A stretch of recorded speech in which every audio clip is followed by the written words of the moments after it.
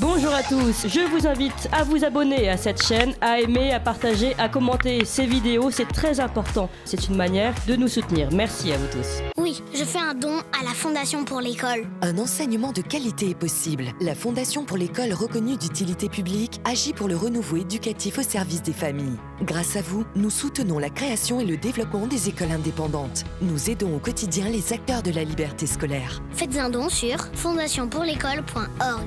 Et oui, avant de commencer l'explication de ce procès absolument scandaleux, je suis avec Didier Maisto, mon partenaire du jour. Bonjour Didier Maisto. Bonjour à tous. Je crois que vous vouliez faire un petit point sur le 1er mai avant de commencer l'interview. Oui, dire que je serai sur le 1er mai sur le terrain sera un 1er mai historique.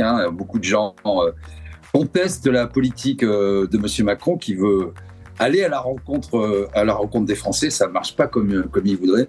Et donc, je serai avec une équipe de télé pour lancer une nouvelle émission qui s'appellera Les Révoltés. J'en dis pas plus pour l'instant, mais qui sera régulière. Donc voilà, rendez-vous le 1er mai à Paris sur le terrain. Bah écoutez, à suivre, et en tout cas, il y a d'autres injustices à réparer pour le moment, notamment celui de l'attentat de la rue Copernic. On se tourne tout de suite vers notre invité vu de haut.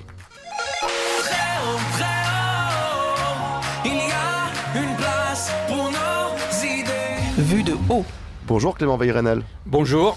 Vous êtes journaliste, spécialiste des questions judiciaires et auteur notamment, on va citer un de vos anciens livres, Le fusillé du mur des cons aux éditions Plomb. Et nous vous recevons aujourd'hui pour ce livre aux éditions L'Artilleur qui est sorti en mars dernier, Rue Copernic, l'enquête sabotée 1980-2023, où vous revenez sur ce procès qui est d'autant plus d'actualité que le verdict final, je crois, a lieu demain, c'est bien ça ? Oui, et le réquisitoire des deux avocats généraux va démarrer dans exactement 23 minutes. D'accord, eh bien, écoutez, on sera là pour en parler à la fin de cette émission, mais on va d'abord revenir sur ce procès, sur cet attentat de la rue Copernic. 43 ans d'un long feuilleton judiciaire. C'est vrai que nous, moi je suis peut-être une génération qui le connaissait, mais c'est un attentat qui a extrêmement marqué puisque tout simplement c'est le premier attentat antisémite depuis la Libération. C'est la première fois que depuis la Libération que des Juifs sont visés sur le territoire français. Peut-être qu'on va simplement revenir sur d'abord l'événement et puis ensuite comment cette affaire a été traitée médiatiquement en premier lieu.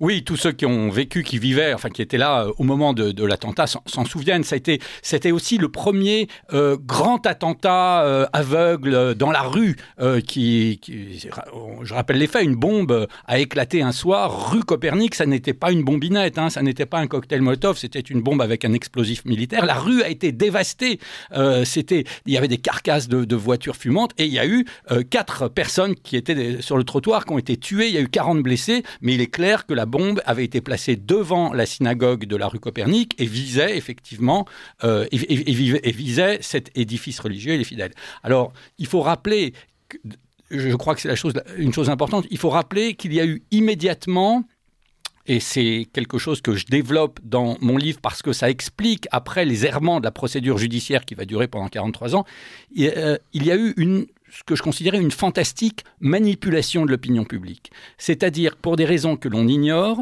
dès le soir même, un mot d'ordre a été lancé de manière un peu mystérieuse dans Paris. On a dit, comme si c'était établi, ce sont des nazis qui ont posé la bombe. On est en 1980, le nazisme a été écrasé 40 ans auparavant, ou plutôt 35 ans auparavant. On dit on désigne une sorte de... Je pense que certains de vos auditeurs se souviennent du climat. Dès le premier soir, on dit c'est un commando néo-nazi aussi mystérieux qu'insaisissable, qui a posé la bombe. Alors on pourrait croire que, dans un premier temps, on pourrait mettre ça sur le compte d'une surenchère classique de la presse qui n'a pas d'informations, qui n'a pas de pistes et qui se lance comme ça dans des supputations. Mais pas du tout. J'ai relu la presse, j'ai fait un travail un peu d'historien, si vous me permettez. Pendant de longues semaines et de longs mois, il va y avoir une sorte de campagne d'intoxication de l'opinion publique. On va dire, le nazisme menace la France. Il va y avoir des éditos, des tribunes, des manifestations. 200 000 personnes à Paris qui manifestent contre le nazisme. Il n'y a pas un homme politique qui ne va pas réagir. On va assister au... Ça va aller jusqu'à des homélies, même dans des paroisses. Dans des paroisses. Tout le monde va y aller de son couplet sur le ventre fécond de la bête immonde. Comment est-ce que nous avons pu laisser se réveiller des démons, le démon du nazisme dans la société française.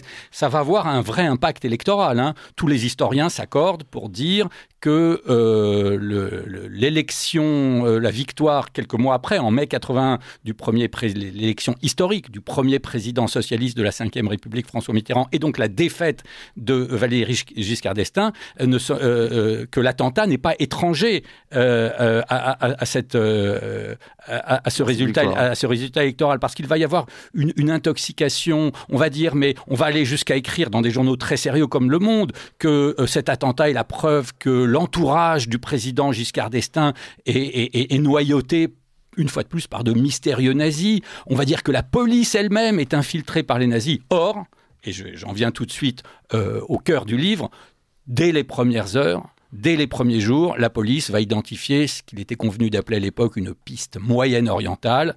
Pour parler clairement, il s'agissait d'un groupe terroriste palestinien dont l'objectif était d'abord de semer la terreur et de tuer des juifs. Oui, mais donc vous expliquez que ce mot d'ordre de dénonciation du nazisme n'est donc pas, dès les premières heures, vous l'expliquez bien, les services de renseignement ont identifié une piste palestinienne. Ce mot d'ordre est issu quand même d'une volonté politique. Ce n'est pas seulement une sorte d'hystérie collective qui pourrait être prise par une volonté de ne pas se remémorer ces années noires de 1945. C'est quelque chose où vous expliquez que c'est une volonté politique, notamment instrumentalisée par les forces d'extrême gauche et notamment par le Parti communiste. Alors ne tombons pas dans le complotisme. Le complotisme, ça consiste toujours à dire il y a un paramètre, il y a une explication. Il y a une part d'hystérie collective, il y a une part de délire collectif. Ça arrive que les sociétés se trompent. En groupe, d'ailleurs, on se trompe souvent plus facilement que tout seul. Donc on peut, comme je vous le disais tout à l'heure, mettre ça d'abord sur le compte d'une surenchère de la presse, d'une légèreté de la presse, d'une incompétence de certains politiques. Mais il est très clair, quand on examine avec 43 ans de recul ce qui s'est passé en octobre 80 et dans les mois qui ont suivi, il est très clair qu'il y a eu par la suite une instrumentalisation politique, une volonté très claire de la part d'un certain nombre de responsables dans les médias, dans les partis politiques, une volonté très claire d'instrumentaliser cet attentat pour des raisons politiques. Et je dirais même, avec le recul, que l'attentat de la rue Copernic constitue, aujourd'hui on dit un vilain mot, on dit le paradigme, la matrice constitue la matrice de toutes les manipulations, de toutes les intox à venir. Quand aujourd'hui on accuse l'extrême droite, quand aujourd'hui on agite le chiffon d'un danger fasciste sur la France, alors qu'on voit qu'il y a d'autres périls en face qui sont autrement plus urgents, quand on voit comment ça a fonctionné au moment de l'attentat de la rue Copernic, eh ben c'était un peu effectivement la matrice originelle de toutes les intox à venir. Effectivement, c'est passionnant puisque effectivement c'est un événement assez fondateur. Alors on va donner la parole à Didier Maisto, mais juste avant je voudrais quand même revenir sur donc les résultats de cette enquête des services de renseignement, puisque très rapidement donc c'est un certain Alexander Panadriou, c'est ça, qui va être identifié et on va vite se rendre compte que finalement comment est-ce que ce Palestinien, alors il a un nom grec mais c'est un Palestinien dans les faits, comment est-ce qu'il est identifié exactement ?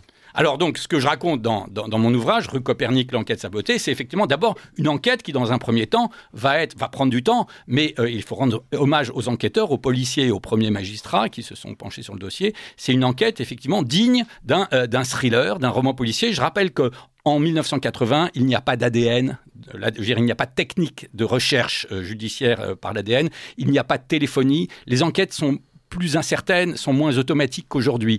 Et donc, il va y avoir un travail de fourmi, pour retrouver un certain nombre d'indices, pour retrouver des témoignages. Et l'un des premiers indices, effectivement, les enquêteurs vont réussir parmi les gravats, parmi les débris de la rue Copernic qui a été dévastée, ils vont reconstituer la moto sur laquelle avait été fixée la bombe. Ils vont identifier la moto, ils vont réussir à identifier le numéro de moteur. Ils vont donc retrouver le vendeur de la moto, un magasin du quartier des Champs-Élysées. On va s'apercevoir que l'acheteur est un prétendu touriste chypriote qui s'appellerait Alexander Panadriou, mais très vite, on va découvrir que ce passeport est faux et que derrière Alexander Panadriou se cache, probablement, même très certainement, très sûrement, se cache le membre du commando palestinien qui est arrivé en France avec un faux passeport. Qui s'appelle Mohamed Diab. Donc, Non, alors attention, il faut être très prudent. Nous sommes à la veille d'un verdict. Il s'appelle Hassan Diab d'abord. Hassan Diab, comme tout justiciable, devant une cour d'assises spéciale française, bénéficie de la présomption d'innocence. Non, je dis que c'est la piste qu'ils ont identifiée. Je ne dis pas qu'il est coupable. Là. Attention. L'enquête va se diriger. On va découvrir, mais cela va prendre plusieurs décennies, on va découvrir que derrière ce faux passeport chypriote, derrière cette fausse identité, se cacherait un Libanais, un citoyen libanais, que l'on retrouve donc 20 ans après, dans les années 2000. Il a, je vous dis, c'est digne d'un roman de John le Carré. Quand on le retrouve, il a, semble-t-il, tourné la page. Il a en tout cas quitté le Liban, ça c'est un fait établi. C'est un citoyen libanais qui a quitté le Liban. Il est devenu... il s'est établi rendu en Amérique du Nord. Oui, il est devenu citoyen canadien et quand on le retrouve, il est professeur de sociologie à l'université d'Ottawa. Vous voyez, ce n'est pas rien. Et donc la justice, à la suite d'une longue enquête, a réuni contre lui un certain nombre de charges et a pas mal de raisons de penser qu'il serait peut-être le poseur de la bombe de la rue Copernic. Lui dit... Ça n'est pas moi. Il bénéficie de la présomption d'innocence. Mais je vais donner la parole à Didier Maisto. Oui, alors d'abord, bravo pour ce livre qui est vraiment hyper documenté. On voit que vous y avez passé pas mal d'années, je pense, pour éplucher tout ça, rencontrer les gens. Ça se lit véritablement comme un polar. Et effectivement, ce qui est un peu troublant, c'est que on voit que l'enquête a piétiné et que parfois des juges antiterroristes comme Trévidic, par exemple, qui sont eux vraiment qui relancent l'affaire, qui arrivent à relancer l'affaire en lien d'ailleurs avec les autorités canadiennes qui finalement extradent Hassan Diab. Mais ce qui est très compliqué, c'est que les témoignages recueillis par Hassan Diab, auprès d'Hassan Diab et de tout son entourage, comme les témoignages qui l'accableraient, finalement, et vous-même, vous êtes très prudent dans le livre, on voit bien qu'il y a tout un faisceau des concordances, mais il n'y a jamais la preuve, En plus, il y a beaucoup d'homonymes, et notamment à Beyrouth, rien qu'à Beyrouth, je crois qu'il y a 4000 Hassan Diab. Lui, bien sûr, se réfugie, s'abrite derrière cette homonymie, et tous les gens qui pourraient un peu le charger, alors on voit que c'est un séducteur, chaque fois il rencontre une étudiante de 20 ou 25 ans, sa cadette, il l'épouse pour avoir la green card, il lui fait un enfant, voire deux. C'est chaque fois un peu la même histoire qui est recommencée. Et il arrive comme ça à se fondre dans la société, à avoir une position sociale, sans histoire. Il est plutôt apprécié, les gens l'aiment bien, il est érudit. Et quand on lui parle du Liban, il ne sait plus trop, etc. Voilà. Donc, est-ce que c'est pas ça le cœur de l'affaire, un faisceau de présomption, mais pas la preuve fatale qui tue, qui pourrait le condamner. Je vous l'avais rappelé, il n'y a pas d'analyse d'ADN à l'époque, il n'y a pas de preuves, les mégots qu'on a retrouvés, les scellés ont disparu, les preuves, après 40 ans, c'est sûr.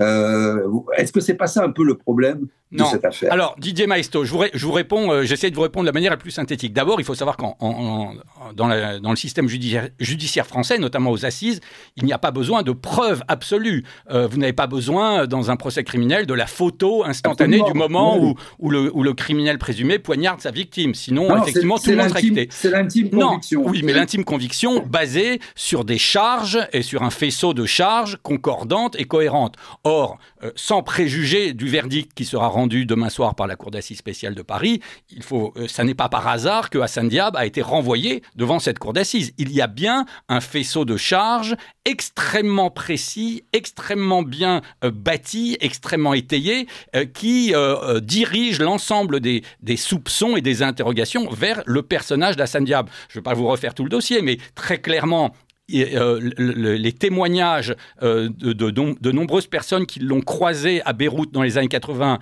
attestent qu'il était très proche, semble-t-il, du groupe terroriste palestinien FPLP, Front Populaire pour la Libération de la Palestine. Il est établi qu'il était qu'il était proche du FPLP. On a retrouvé dans des circonstances assez rocambolesques que je rappelle dans le livre, on a retrouvé son ancien passeport libanais de l'époque, des années 80. Or, ce passeport a parlé, si j'ose dire, c'est-à-dire qu'on voit qu'il se déplace en Europe aux dates de l'attentat de la rue Copernic, ainsi qu'aux dates d'un autre attentat qui aura lieu un an plus tard. Tout ça, vous avez raison. Oui, et d'ailleurs, mais le problème, c'est que il dit lui-même, il a perdu son passeport. Oui, non, justement.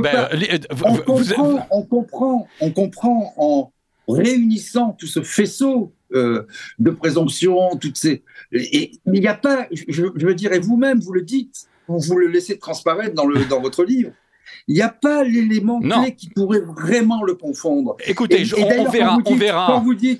Quand vous dites juste, pour nos auditeurs, effectivement, on sait qu'il appartenait à l'organisation palestinienne terroriste, etc., le FPLP, il y a des gens qui l'accablent et d'autres qui disent non, mais il était en même temps avec nous aux examens. C'est un peu flou. Didier Maistre, je reprends simplement la parole pour préciser qu'il y a d'autres des éléments, notamment puisque Hassan Diab, quelques jours avant de commettre cet attentat de la rue Copernic, a volé une pince à découpante dans un magasin. Enfin, ça, on pense que c'est le fameux Alexander Panadri, où lui dit c'est pas moi. Mais il a été reconnu. Il a été reconnu formellement par l'un des témoins, par l'un des témoins, par le fameux vigile du magasin où l'incident a eu lieu. Donc je vous dis, il y a cette histoire de passeport. Il a été reconnu par l'un des témoins qui l'a croisé à Paris. Il y a d'autres éléments. Il y a ses écoutes téléphoniques sur sa belle-famille, sur son ex-belle-sœur, qui montre qu'il y a manifestement un secret de famille et qu'il y a une volonté des proches d'Hassan Diab de dissimuler une vérité. Donc, on verra, je vous donne rendez-vous. Effectivement, il ne faut jamais préjuger d'un verdict, il faut être prudent, mais comme je vous disais, les charges sont extrêmement sérieuses. Alors, il faudrait aussi en venir à la deuxième partie de l'histoire. C'est un peu comme dans le conte de Monte Cristo, il y a deux époques, parce que pourquoi j'ai appelé le livre « L'enquête sabotée », il faudrait préciser aux auditeurs que M. Hassan Diab, aujourd'hui, n'est pas en France, est en liberté au Canada et n'assiste pas à son procès. Mais on va revenir ensuite sur effectivement le non-lieu. On a encore beaucoup de temps pour en parler. Donc, ce que je voulais revenir avec vous aussi également sur effectivement ces faisceaux d'indices, ces renseignements qui mènent vers Alexander Panadriou en 1980. Et là, pendant 17 ans, l'affaire va être mise sous le tapis, ou en tout cas, l'enquête va continuer, mais ne va plus tellement avancer. Et elle va être reprise en 1999. En tout cas, il y a un rapport de la DST qui va tomber d'entre les mains du juge de l'époque, du juge antiterroriste. Et ce juge, va décider de ne pas forcément poursuivre l'enquête. Alors, est-ce que vous avez des explications aussi pour des raisons pour lesquelles ce juge va décider de ne pas poursuivre l'enquête qui va être ouverte en 2007 ? Bon, alors, il faut éviter, je crois, de donner d'être trop péremptoire et de donner des leçons aux magistrats antiterroristes qui ont initié cette enquête et qui ont travaillé dans des conditions difficiles. Pour dire les choses très rapidement, mais tous les détails, effectivement, sont exposés dans le livre. Dès les semaines qui suivent l'attentat, on identifie la piste moyen-orientale et on sait on va identifier après les autres membres du commando, mais on sait que le poseur de bombe avait circulé sur le territoire français avec un faux passeport chypriote, vous l'avez dit, au nom d'Alexander Panadriou. Et puis là, on est dans les années 80, vous savez, quand un commando venu de l'étranger repart et quitte le territoire français, on sait qu'il trouve asile dans des capitales arabes où ils ont d'ailleurs où ils ont leur bureau, ils ont pignon sur rue, où ils bénéficient d'une légitimité. Donc, ils sont hors d'atteinte de la justice française. Et puis le Liban est en guerre civile à ce moment-là. Deuxième époque, en 1999, le dossier n'a jamais été refermé, les faits ne sont pas prescrits. La DST, à laquelle il faut rendre hommage, les policiers de la DST, qui sont des policiers chevronnés, recueillent des informations. Il faut le préciser aussi, les informations recueillies par un service de police comme la DST, ce ne sont pas des ragots, de vagues ragots entendus dans des bars à Beyrouth. C'est un travail de policiers chevronnés, très précis, et ils amènent sur le bureau du juge une note très circonstanciée où ils disent « Nous avons des informations sur l'attentat de la rue Copernic, nous savons quel est le groupe palestinien qui a commis cet attentat, et nous avons une information selon laquelle le fameux Alexander Panadriou, qui voyageait sous faux passeport chypriote, serait un citoyen libanais et qui s'appellerait Hassan Diab. » Et pour répondre d'ailleurs à Didier Maisto, c'est vrai qu'il y a beaucoup de Hassan Diab au Liban. Hein. Hassan Diab, c'est comme François Martin en France ou Karl Müller en Allemagne. Mais il n'y a aucun doute aujourd'hui sur le Hassan Diab qu'on a retrouvé à Ottawa. C'est en tout état de cause bien celui que la police recherche, même s'il dit qu'il est innocent. D'abord parce que l'information de la DST, c'est cet Hassan Diab a quitté le Liban avec son épouse Nawal Kopti, qui est une autre, qui est également une citoyenne libanaise, qui va d'ailleurs elle-même être suspectée d'avoir appartenu au FPLP. Et c'est Hassan Diab, le Hassan Diab qui nous occupe aujourd'hui, le professeur de sociologie de l'Université d'Ottawa, est bien marié à cette Nawal Kopti. On est sûr que c'est lui. Et il n'y a aucun doute sur son état civil non plus. Tout cela a été vérifié. Et donc en 1999, on sait que ce suspect se promène quelque part entre les États-Unis et le Canada. Alors, pourquoi le juge Bruguière, qui à l'époque est en charge du dossier, n'a pas poussé plus en avant les investigations? Je crois qu'on ne peut pas lui jeter la pierre. Hein. Quand on examine le dossier, d'abord, dans ces années-là, il y a d'autres priorités. Il y a le terrorisme algérien qui commence à frapper la France. Il y a eu un certain nombre d'attentats très importants. Il y a de très nombreux dossiers qui sont à l'instruction au pôle antiterroriste. Bon, il va lancer un certain nombre de vérifications, un certain nombre de recherches, mais les enquêteurs ont le sentiment que c'est une course d'embûches qu'ils n'arriveront pas à surmonter et qui ne retrouveront jamais ce suspect. Et puis, troisième époque, 2007, le juge Marc Trévidic arrive au pôle antiterroriste. Il sort un peu les vieux dossiers des tiroirs, il examine pour voir quels sont les dossiers qui peuvent être relancés, et il tombe sur le dossier de la rue Copernic. Et il dit, mais est-ce qu'on a poussé plus avant les recherches pour retrouver cet Hassan Diab? Ses collègues lui disent, tu sais, c'est très difficile, on ne sait pas exactement où il est. Et là, il faut rendre hommage au juge Trévidic. Il dit, mais moi, j'ai des contacts au FBI, puisqu'il a été au parquet antiterroriste, et à l'époque, c'était les attentats du 11 septembre. Il connaît bien les Américains. Il demande aux Américains, trouvez-moi ce Hassan Diab, né en novembre 1953 à Beyrouth. Où est-il? Et c'est à ce moment-là que le FBI fait des recherches en collaboration avec la police canadienne. Ils disent, ça y est, on l'a localisé, il est aujourd'hui de nationalité canadienne, il vit à Ottawa, où il est professeur d'université. Et comme je vous le disais tout à l'heure, on réunit à ce moment-là, on relance l'enquête, et on va mettre il y a des écoutes téléphoniques, on retrouve des témoins, on retrouve des dossiers, on s'aperçoit effectivement que ce Hassan Diab-là, vérifié avec son état civil, a bien été très proche du FPLP dans ses jeunes années quand il était à l'université de Beyrouth. On retrouve son passeport, on retrouve également, je le raconte dans un chapitre parce que c'est une histoire étonnante, Hassan Diab, comme le disait Didier Maisto, est un séducteur, ça c'est sûr, il aime beaucoup les jeunes femmes. Et il y a brusquement, dans les années 2015, une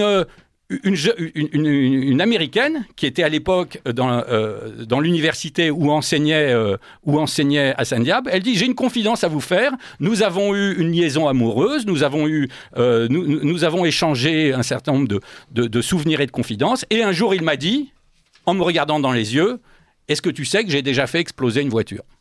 Cette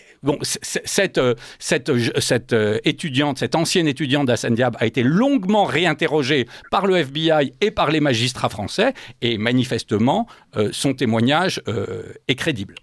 Effectivement.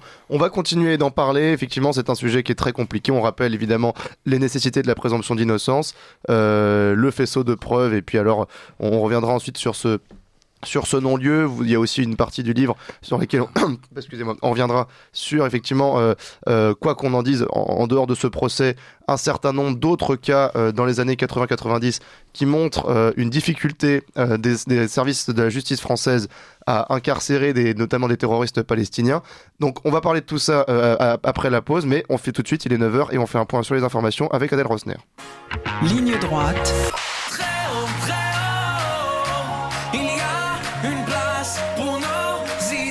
Vue de haut. Oui, nous sommes toujours avec Didier Maisto, journaliste indépendant, et Clément Weil-Reynal, journaliste spécialiste des questions judiciaires et auteur de ce livre Rue Copernic, l'enquête sabotée aux éditions L'Artière. On rappelle que le verdict du procès aura lieu demain. Et tout de suite, je rends la parole à Didier Maisto. Oui, alors il y a une partie qui est intéressante dans votre livre. Il y a évidemment tout ce faisceau d'indices concordants, graves, répétés, et puis coup de théâtre. Voilà que les deux juges en charge du dossier, à la suite de Marc Trévidic, disent il a abouti à un non-lieu, l'affaire est classée, ils abandonnent, et là, stupeur de tous les gens qui travaillent sur le dossier, stupeur dans la police, stupeur dans la justice. Comment a-t-on pu en arriver là, après tout ce travail de relance, ces années d'enquête, cet acharnement du juge Trévidic, comment en est-on arrivé là ? Eh bien, pour vous répondre, je vais vous je vais vous dérouler rapidement les faits, et vos auditeurs en seront juges. Donc, à la suite de cette enquête relancée par le juge Marc Trévidic, où de très nombreux éléments à charge sont réunis contre Hassan Diab, le juge Trévidic donc lance un mandat d'arrêt international en 2007, contre Hassan Diab, qui est au Canada. Les autorités canadiennes prennent vraiment toutes les précautions. Alors, il faut préciser qu'au Canada, on peut extrader un citoyen canadien. Ils regardent le dossier, ils s'accordent 7 ans de réflexion, comme dans le film.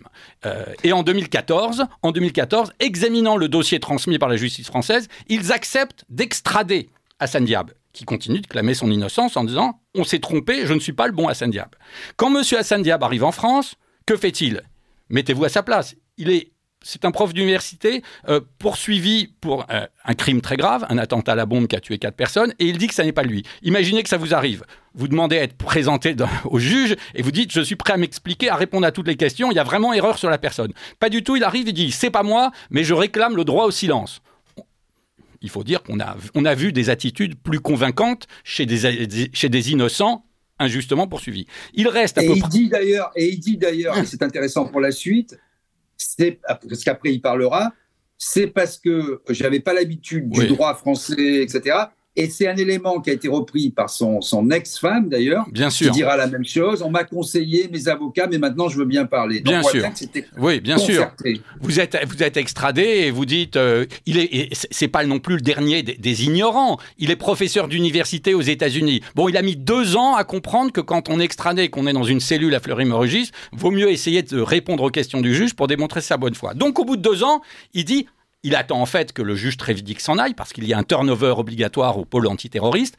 Arrive un nouveau juge et Hassan Diab, sur les conseils de son avocat, dit « Ah ben maintenant je suis prêt à parler ». Vous le disiez, Didier Maisto, il va répondre, mais il va dire le passeport, en fait je l'ai perdu, les accusations de telle personne, c'est parce que j'ai couché avec sa sœur, il m'en veut. Enfin, toujours ce sont effectivement des dénégations, quand on examine dans le détail, qui ne sont pas très convaincante. Il faut le dire, sans préjuger effectivement de sa présomption d'innocence qui tient jusqu'à demain soir, Hassan Diab, quand il répond aux questions, quand il accepte enfin de répondre aux questions, est plutôt dans l'esquive et dans l'invérifiable.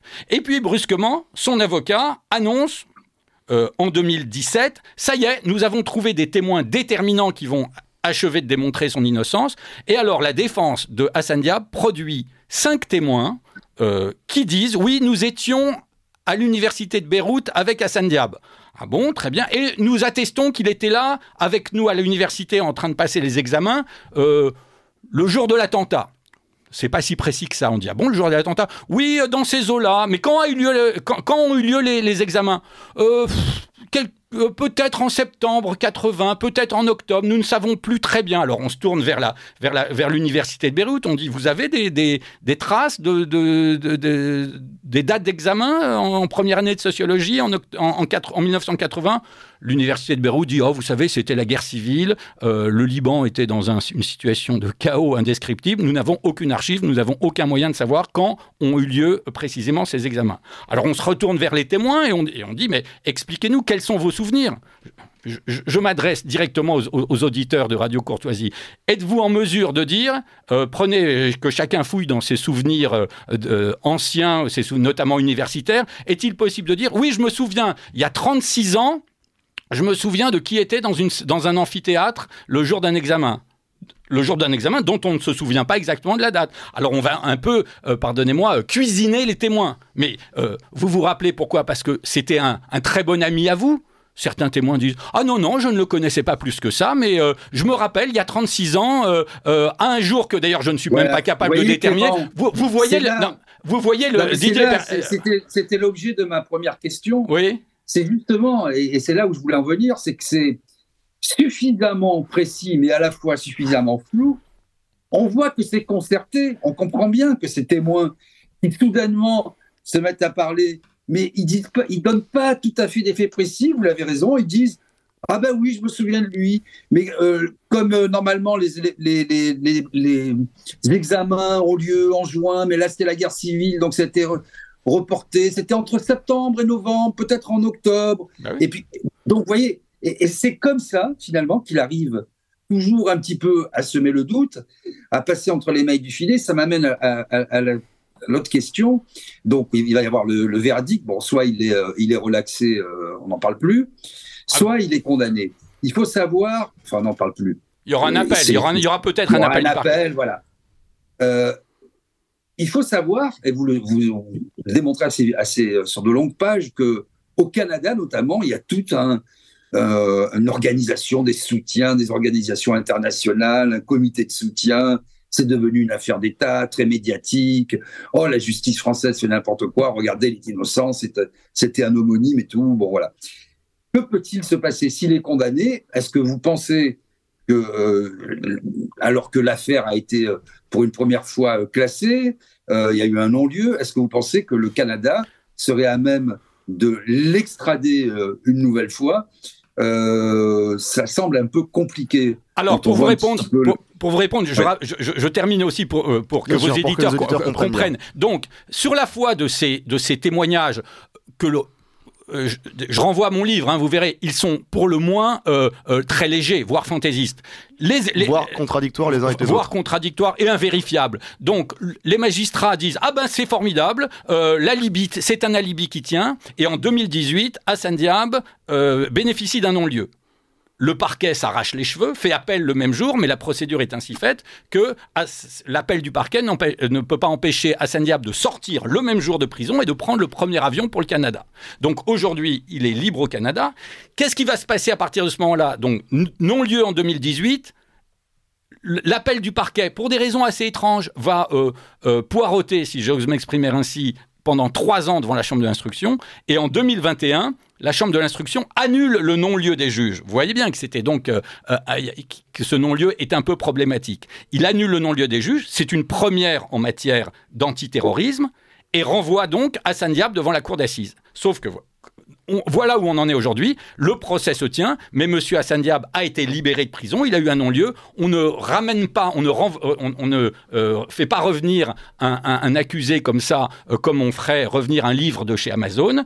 Il a eu un non-lieu. Il est donc pour l'instant hors d'atteinte de toute poursuite. Si il est condamné demain, on va être la justice sera au pied du mur. Qu'est-ce qu'on fait ? Il y aura automatiquement un mandat d'arrêt qui sera envoyé au Canada, mais il n'est pas certain, effectivement, il y a une interrogation sur est-ce que les autorités canadiennes l'extraderont à nouveau parce qu'elles auront beau jeu de dire aux Français, écoutez, vous nous mettez en difficulté avec notre opinion publique, vous faites une demande d'extradition, on vous extrade un citoyen canadien, vous le gardez 3 ans en prison, ce qui paraît un peu long pour un anglo-saxon, sans le juger, puis après vous lui donnez un non-lieu, puis après vous réfléchissez encore pendant 3 ans, et après vous annulez le non-lieu et vous le renvoyez devant une cour d'assises.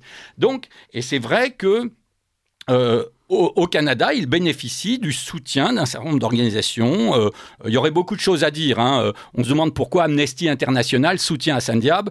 Je pensais qu'Amnesty International soutenait les gens qui étaient poursuivis pour avoir exprimé des opinions et donc pour les personnes en but à des systèmes dictatoriaux. Là, en tout état de cause, M. Hassan Diab n'est pas poursuivi pour des activités politiques ou pour avoir exprimé une opinion, mais pour avoir éventuellement posé une bombe devant une synagogue qui a tué 4 personnes, 4 citoyens français qui passaient dans la rue. Donc voilà où on en est. L'une des thèses que je développe dans ce livre, c'est effectivement, parce qu'à travers cette histoire, c'est un peu 50 ans d'histoire du terrorisme en France, c'est vrai, c'est une question que je pose, est-ce que le terrorisme palestinien en France, pour des raisons idéologiques, n'est pas un peu l'angle mort de la lutte antiterroriste ? On dit deux choses, et c'est ça qui est intéressant, je trouve, effectivement. Vous mettez l'accent sur ce plan-là. Est-ce que finalement la Palestine a un traitement de faveur dans l'opinion, etc. Et deuxièmement, vous mettez en exergue le fait que dans la police, la DST, il y a eu des tractations parfois avec des leaders, des leaders terroristes palestiniens. Vous citez de cette fameuse soirée au Lido avec le numéro 2 de la DST. Et est-ce que, et vous développez pas trop, mais quand même un petit peu, vous dites, il y avait deux thèses. Est-ce que finalement, donnant, on fait des deals pour éviter que des attentats terroristes se produisent sur notre sol? D'ailleurs, le numéro 2 de la DST, c'est pas Yves Bonnet, son nom m'échappe, c'était celui, Raymond Nart, non, je crois. Voilà, c'est ça, absolument. Il dit, oui, en tout cas, ça a marché. Vous voyez, pendant 2 ans, il n'y a pas eu d'attentat. Et de l'autre côté, une judiciarisation qu'on a peine à mettre en place. On le voit avec cette enquête chaotique sur finalement, on ne négocie pas avec les terroristes, on combat le terrorisme, on ne parle pas avec eux. Vous citez cette anecdote, les plus jeunes ne s'en souviennent pas, mais d'Abou Diab qui vient à Paris. Enfin, c'est absolument lunaire. Abou Daoud qui vient à Paris. C'est complètement lunaire. Mitterrand dit lui-même qu'il n'était pas au courant. Non, il y en a deux. Non, je cite 3 cas. Effectivement, quand je dis que le terrorisme palestinien est un peu l'angle mort de la lutte antiterroriste, je m'appuie sur des exemples historiques. L'affaire Hassan Diab n'est pas un coup de tonnerre dans un ciel serein. Je rappelle, et je pense qu'un certain nombre d'auditeurs de Radio Courtoisie s'en souviennent, alors il y a l'affaire Abou Daoud dans les années 70. C'est juste le commanditaire et l'organisateur de l'attentat des Jeux Olympiques de Munich en 1972. Il passe par hasard sur le territoire français, il est interpellé par la DST, il faut une fois de plus rendre hommage à la DST, et là, des magistrats français, devant la peur de représailles, devant le scandale que ça suscite dans le monde arabe, relâchent M. Abou Daoud et l'exfiltrent par le premier avion vers l'Algérie, où il est d'ailleurs reçu comme un héros. On pourrait dire, c'est un incident, c'est une bavure. Quelques années après, cette fois c'est sous Mitterrand, il y a l'affaire Georges Habash, tout le monde s'en souvient encore. Cette fois, c'est le fondateur du FPLP, qui, le FPLP, il faut le rappeler, n'a pas commis que des attentats en Israël ou seulement contre des soldats israéliens. Le FPLP est responsable de dizaines d'attentats dans les années 70 et 80 sur le territoire européen et qui ont fait au moins une centaine de morts. Alors quand Georges Habash arrive en France pour se faire soigner dans un hôpital du 16e arrondissement, pas loin des studios de Radio Courtoisie, rue Michel-Ange, effectivement, on se rappelle du scandale et là, de nouveau, on va l'exfiltrer en extrême urgence pour éviter que des magistrats réussissent à lui mettre le grappin dessus. Et puis, quelques années encore après, non, là, cette fois, c'est entre les deux, dans les années 82, on le sait aujourd'hui, c'est étayé dans des procès-verbaux, dans des dossiers c'est officiel, les responsables de la DST vont recevoir des émissaires du groupe Abou Nidal, dont la presse nous annonçait en même temps que c'était un groupe insaisissable, qu'on ne savait pas où ils étaient, etc.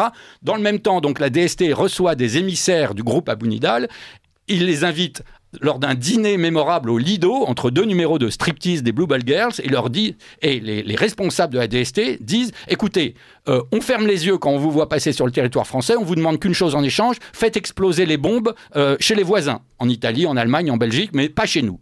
Et Raymond Nartre dit, et finalement, ça marchait. C'est vrai que c'était une autre époque. Effectivement, mais ça pose question. Je voudrais simplement, parce qu'on n'a plus beaucoup de temps, Didier Maistre, on n'a plus beaucoup de temps, je voudrais simplement conclure avec ce procès. Est-ce que vous avez pu peut-être vous rendre autour du procès, interroger des gens, parce que le verdict est censé tomber demain. Est-ce que vous avez eu des éléments concernant actuellement le procès d'aujourd'hui, qui se tient dans ce moment et demain ? Écoutez, je n'ai pas pu aller aux audiences pour des raisons personnelles, mais je suis attentivement le procès via les réseaux sociaux, via ce qu'en dit la presse. Ce que je peux vous dire, et je pense que là, la justice est revenue sur les rails, c'est que le procès se déroule dans les conditions que tout justiciable, que tout citoyen français est en droit d'attendre. C'est-à-dire que les faits ont été clairement exposés, la défense a eu aussi la parole. L'avocat de Hassan Diab, maître William Bourdon, va plaider cet après-midi. La défense qui disait « il n'y a rien, c'est une erreur sur la personne, les éléments sont beaucoup trop ténus », je ne suis pas sûr que cette thèse ait triomphé à l'audience. Les charges très nombreuses, comme je disais, les charges contre Hassan Diab ont été clairement exposées. Et maintenant, donc, réquisitoire ce matin, plaidoirie de la défense cet après-midi, verdict demain, en fin de journée. Eh bien, écoutez, à suivre en tout cas. Effectivement, maintenant, les mains... Si vous me permettez juste... 10 secondes. En 20 secondes, pourquoi vous avez écrit ce livre ? Pourquoi vous avez consacré autant de temps ? Qu'est-ce qui vous anime ?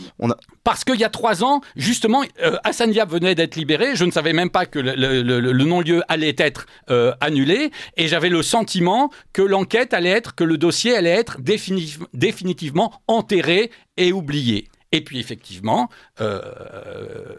En tout cas, et effectivement, ça s'est passé différemment. J'ai eu le bonheur de voir qu'on se dirigeait vers un procès. Effectivement, tant mieux. Et d'ailleurs, c'est tout votre honneur et tout votre mérite de remettre dans la perspective historique cet attentat par ce livre, Rue Copernic, l'enquête sabotée 1980-2023 aux éditions L'Artilleur. Merci beaucoup Clément Weil-Reynal. Je rappelle que vous êtes journaliste. C'est moi qui vous remercie. Spécialiste des questions judiciaires. Et merci beaucoup à vous Didier Maistre, notre partenaire du jeudi. Merci à tous.